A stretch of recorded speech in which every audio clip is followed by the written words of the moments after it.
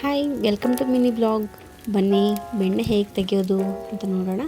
ನಾನು ಮಿಕ್ಸಿ ಜಾರಿಗೆ ಮೊಸರು ಹಾಕಿಬಿಟ್ಟು ಸ್ವಲ್ಪ ಕೋಲ್ಡ್ ವಾಟರ್ ಹಾಕಿ ಮಿಕ್ಸಿ ಹೊಡ್ಕೊಳ್ತಿದ್ದೀನಿ. ಮಿಕ್ಸಿ ಹೊಡ್ಕೊಂಡ್ಬಿಟ್ಟು 2-3 ಸಲ ಗರ್ ಅಂತ ಚೆನ್ನಾಗಿ ಹೊಡೆದ್ರೆ ಅದು ನೋಡಿ ಕೋಲ್ಡ್ ವಾಟರ್ ಹಾಕಿರೋದಕ್ಕೋಸ್ಕರ ಬೆಣ್ಣೆ ಎಲ್ಲೂ ವೇಸ್ಟ್ ಆಗೋಲ್ಲ.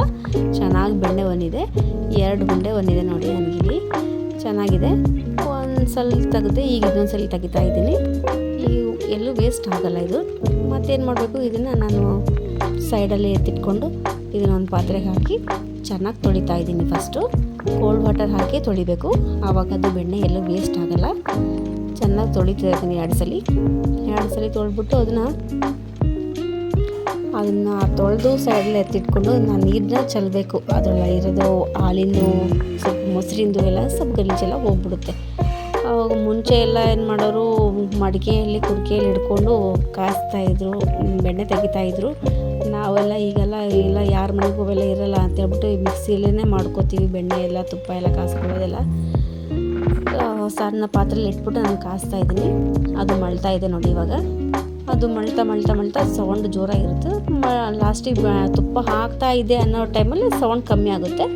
ಈಗ ನೋಡಿ ಆಗಿದೆ, ತುಪ್ಪ ಸ್ಮೆಲ್ ಚೆನ್ನಾಗಿ ಬಂದಿದೆ. ಈಗ ಸ್ವಲ್ಪ ನೀರು ಹಾಕೋಣ. ಅದು ಏನಾದರೂ ನೀರು ಹಾಕಿದ್ರೆ ಏನಾದರೂ ಪಟ ಅಂತ ಸೌಂಡ್ ಬರುತ್ತೆ, ಆವಾಗ ತುಪ್ಪ ಆಗಿದೆ ಅಂತ ಅರ್ಥ. ಸ್ವಲ್ಪ ಟೇಸ್ಟಿಗೆ ಒಂಚೂರು ಉಪ್ಪು, ಸ್ವಲ್ಪ ಅರಿಶಿನ ಹಾಕ್ಬಿಟ್ಟು ಕಲರ್ಗೋಸ್ಕರ ಹಾಕ್ತಾರೋ ಹಾಕ್ಲಿಲ್ದಾರೋ ಹಾಕಲ್ಲ. ಆಮೇಲೆ ಸ್ವಲ್ಪ ಬೇಕಾದರೆ ಬೆಲ್ಲದೆಲ್ಲ ಹಾಕಿದ್ರು ಚೆನ್ನಾಗೆ, ಬೆಲ್ಲದೆಲ್ಲ ಹಾಕಿದ್ರೆ ಇನ್ನೂ ಚೆನ್ನಾಗಿ ಟೇಸ್ಟಿಯಾಗಿರುತ್ತೆ. ಅದು ತಣ್ಣಗಾಗಿದೆ. ಇವಾಗ ನಾನೊಂದು ಬಾಕ್ಸಿಗೆ ಹಾಕೋತಾ ಇದ್ದೀನಿ.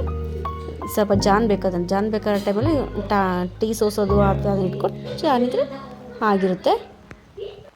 ಬಾಕ್ಸ್ ತುಂಬ ಆಗಿದೆ. ಇಲ್ಲಿ ಈ ಬಾಕ್ಸ್ ತುಂಬ ಆಗಿರೋ ತುಪ್ಪ ತುಂಬ ಚೆನ್ನಾಗಾಗಿದೆ. ಇದನ್ನೇನು ಮಾಡಬೇಕು, ಸೈಡಲ್ಲಿ ಎತ್ತಿಡ್ತೀನಿ ಫಸ್ಟ್ ಇವಾಗ.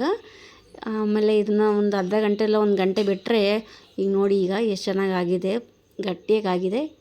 ಇದೇ ಥರ ಮನೆಯಲ್ಲಿ ಬೇಕಾದರೆ ಮಾಡಬಹುದು. ಹಾಲಿನ ಕೆನೆಯಿಂದ ತುಂಬ ಚೆನ್ನಾಗಾಗಿದೆ, ಮರಳಾಗಾಗಿದೆ. Thank you for watching. Welcome.